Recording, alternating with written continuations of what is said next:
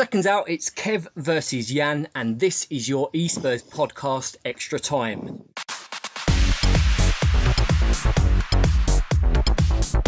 Welcome along, guys, to the Extra Time show. Each and every week, this is your second chance to listen to our lads talking all things Spurs. And on Extra Time this week, we'll be debating the talking point, which was, should Jan Vertonghen come straight back into the side when once fit? Or is Kevin Wimmer the better option in there after a faultless couple of weeks at centre-back? So that was our big question on Twitter and on Facebook this week. And as always, guys, you've been great in getting in touch with your responses.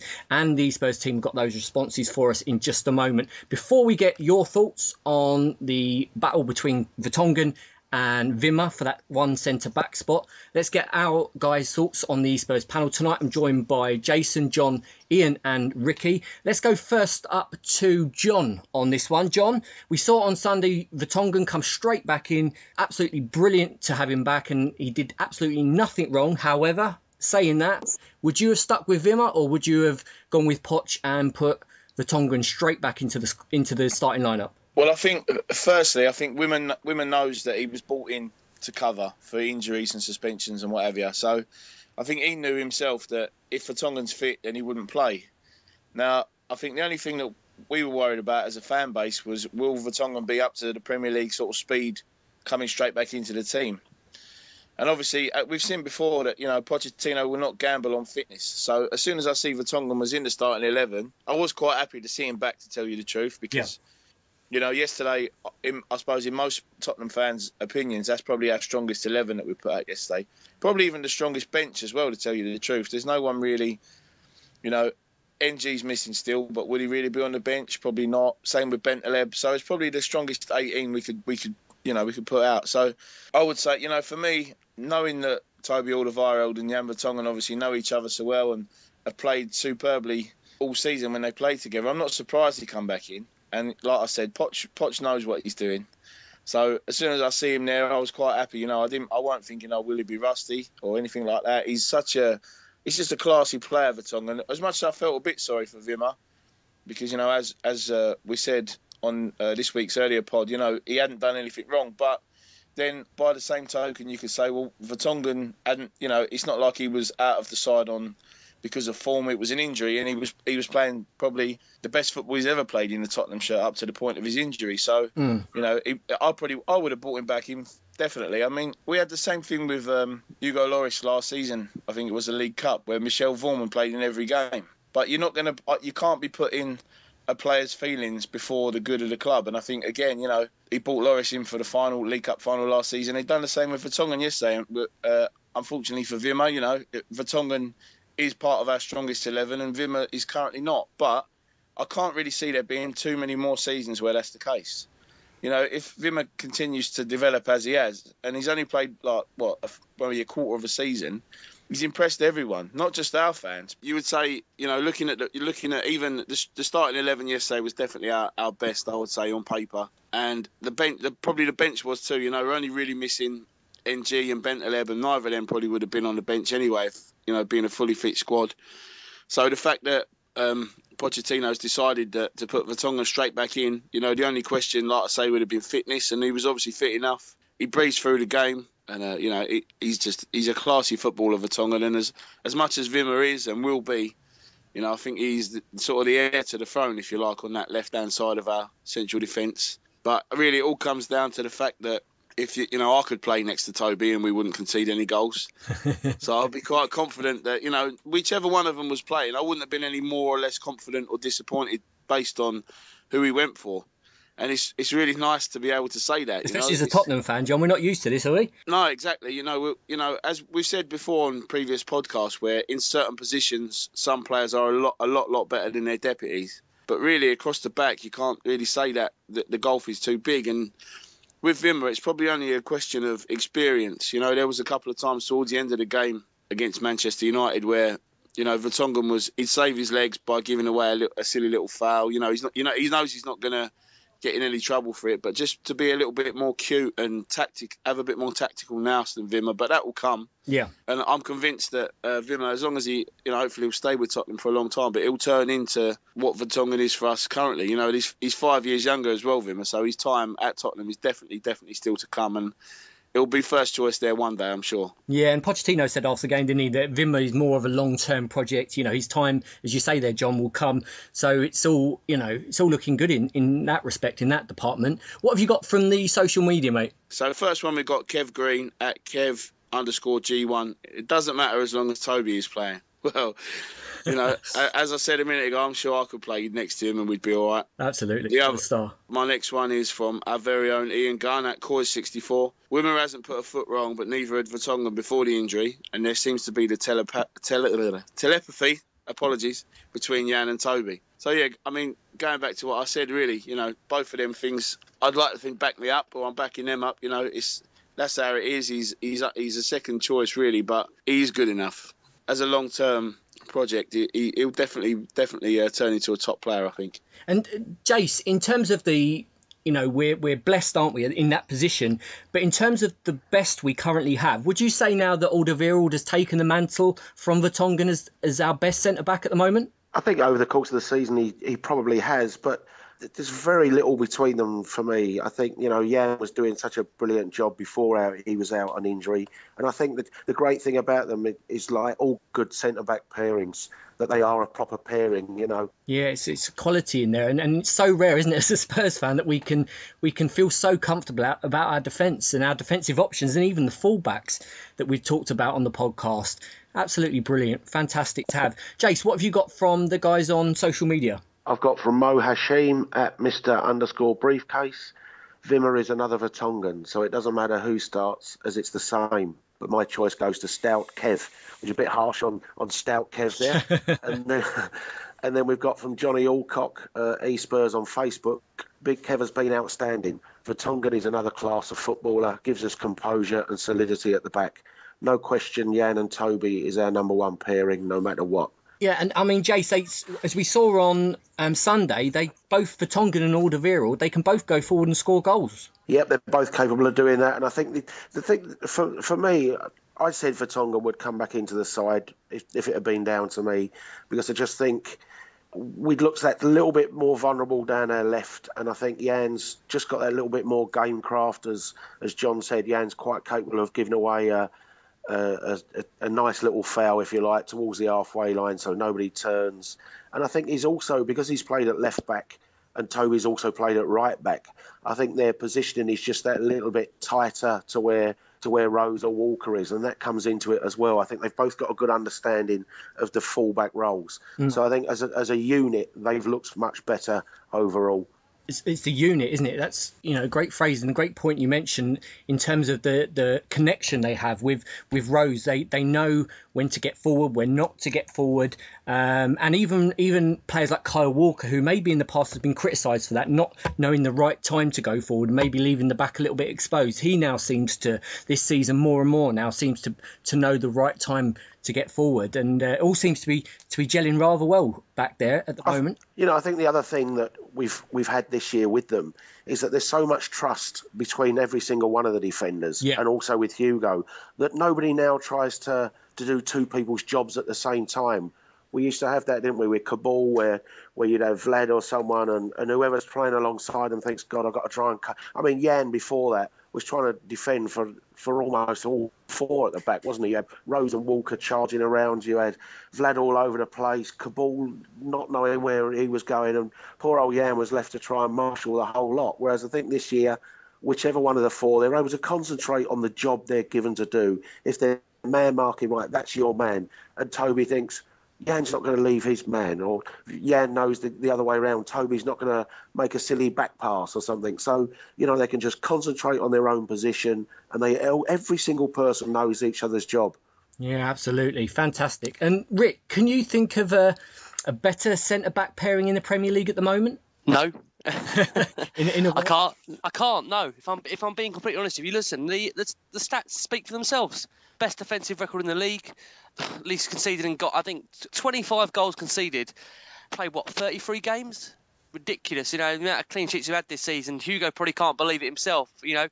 For him, he must feel like he's had a season out. He can't believe it. For him in goal, he's not used to this. In previous seasons, I felt sorry for Hugo because he's had some goals go past him. And in true reflection, the goals he's conceded over the years in a Spurs shirt, it's not all been his fault. And this season for me has shown just how good, I know we're talking about obviously Kevin and obviously Jan, but just how good Lloris has been. The fact that because he's conceded less goals as well, his concentration has got to be so on point now because he's getting less shots at him.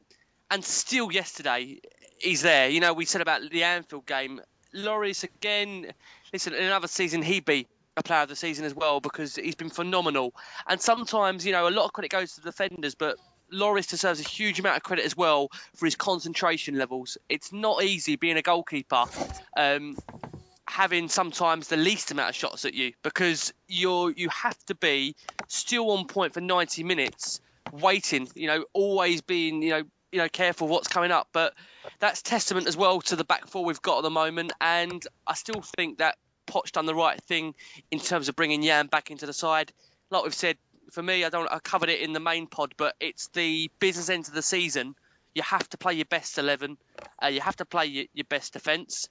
And there's no doubt about it that the understanding, as I said in the main pod, not to cover old ground, but the understanding that Toby and Jan have, no other centre-back partnership has that in the Premier League. I'm not sure if they have it in Europe. So we can't underestimate that. And for that reason alone, you have to go with what the best partnership is. That is the best partnership. And like I said again, I do think Wimmer will get another chance. And, as we discussed in the main pod, there might be an opportunity for a central defensive mid place for him. If Dyer was to unfortunately get injured, which we hope doesn't happen, there may still be an opening for him. So he's very, very young, Wimmer, at the same time. He's got a lot of years to come in a Spurs shirt. He will get an opportunity. There's no doubt about it. At some point, listen, next season we're going to be fighting on all four fronts. So he's going to be required next season no matter what in other games. It's just that at the moment we've got 5 cup finals to come and you have to pick your best team. Simple as that. He's quality, isn't he? Quality. And I don't think, even as Spurs fans, I don't think we expected him to be performing at such a level already. And it's credit to himself and Pochettino that he's doing that. It's great to see. What have you got, Rick? I've got Fosman at Sean Foster 71, who says, if Spurs want Jan to sign a new contract, then they'll have to play him. I think, just quickly, I think it looks like that's close to being done, Jan's contract, by the sounds of it. So hopefully that'll be an announcement soon. And finally, I've got Diraj Rajkarnika at Dirajka, who says, I thought Vert should have been slowly brought back to the team, but seeing the performance yesterday, what do I know? Ha ha ha, coys. Well, yeah, I mean, I think there are many Spurs fans who probably thought along those lines, but then, absolutely justified, wasn't he, Pochettino, in bringing him straight back in? Yep, couldn't agree more. Brilliant to see. And Ian, on the debate between Wimmer and Vertonghen, do you think next season Wimmer will be our number one cup centre-back based on this season's performance? Yeah, I think he will. I think that we will have to rotate next season. Hopefully, as we've said earlier on, we're advancing on 4 fronts. We're going to need all of our squad players to step up to the mark, and I can see us all seeing a hell of a lot more of Kevin Wimmer in those competitions, like the cup competitions, especially the league and the FA Cup. For sure, yeah, we'll see him next year, definitely. And just out of interest, Ian, would you have gone with Wimmer staying in the side, or would you have put Vertonghen straight back in? Vertonghen every day of the week. I think that as Jason and John have said earlier on, we've got such an excellent sort of telepathy between them, and he's so much more intelligent a player for the Premier League than I think Kevin is. That although Kevin did have a very steep learning curve, coming on at Palace away, when we were going for the win. So. But no, I think Jan was for me, Jan and Toby, as people have said already tonight, they are our number one central defensive pairing. and I'd say I'd agree with what was being said about them being probably the best central defensive partnership in the entire Premier League. To have, what is it, to be the fifth best defensive record in Europe, I think is testament to that partnership. Well, yeah, there's a lot of people, aren't there, that argue sometimes, we've mentioned it on here, is the Premier League weak this season? But when you look at stats like that we've, got the fifth best in Europe, it certainly, proves that our league and our defence in particular stands up to the best of them. Definitely. Certainly does. What you got for us, mate? Okay, I've got Jasmine Thompson, an e-Spurs Facebook member. Wimmer, he stepped up and proved himself. And then I've got Harry Charalambus at Prime Spur 1992. Jan and Toby have more experience playing together and chemistry, but Wimmer deserves his place at the moment. Depends on who's on form. So, there's quite a lot of people coming out for Wimmer there, which is good to see. Difference of opinion. And as we said, Kevin hadn't done hadn't put a foot wrong since he came in. So, obviously a very, very difficult decision for Pochettino to make, but that's what we pay our managers to make those decisions based on the result that we needed on Sunday. Yeah, and what a nice problem to have, hey? Having said that, lads, I hear, if we're in need of a quality centre-back next season, I hear Mertesacker's probably available. So, there's always an option there if we need to bring one in. Well, we'll have Fazio back, won't we, next year? What about your French Durokesh, Jake? We could always get him back in the side. Well, no, that really would be too much. Couldn't take Vlad back. My money's on John after the comment he made earlier on. I think he could slot in nicely next to Toby. He's just you, John. I am left-footed and I am available. So I'll just. And he'd definitely be better than Vlad. I tell you what, to be fair, I'd be up for bringing Mertesacker in just in case a light bulb needs changing. It's either that or Cabal's available, I think. It's listen, it's a what a problem to have, and as we said before, it's so rare as a Spurs fan. In any of our lifetimes, we've been able to say that we've got such a quality back four as we have at the moment. Half the Belgian team and half the England team in there. It's fantastic, isn't it? And there does seem, as we've read there, it does seem a bit of a split on the debate as to whether or not Wimmer should have stayed in the side. But again, that's what we pay Poch for, as Ian says, and it's he was proved right in his decision. So it works all round. Happy days. What a nice problem to have. That is extra time for this week, guys. Thanks for listening. Don't forget to check out the main podcast every Monday and the extra time podcast each and every Thursday. We'll be back next week, and we've got a great talking point actually for next week. Rick, you've got next week's topic? Yeah, so for next week, for this week coming up, we want to know who you believe your player of the season has been. So get thinking, guys. What a subject for next week. Your player of the season. And just to let you into another little secret, we was talking before the podcast, and I mean, there's probably, I think it's fair to say, probably 9-10 candidates in there, Rick. Yeah, listen, I think this question is so. It's going to bring up so many players, and it's testament to how good the squad has been, team has been. Interested to see what everyone's feedback's going to be. And if you want to know what our lads think, well, you're going to have to tune in next week, because that's the only way you'll find out. So don't forget, guys, check out Extra Time each and every Thursday. It's our shorter version of the e-Spurs podcast. And get in touch with us via Twitter and Facebook at @e_Spurs. And the Facebook page is e-Spurs page, all one word. On behalf of Jason, John, Ricky, Ian and myself, have a great week, guys. We'll be back after the Stoke game on Monday. And come on, you Spurs.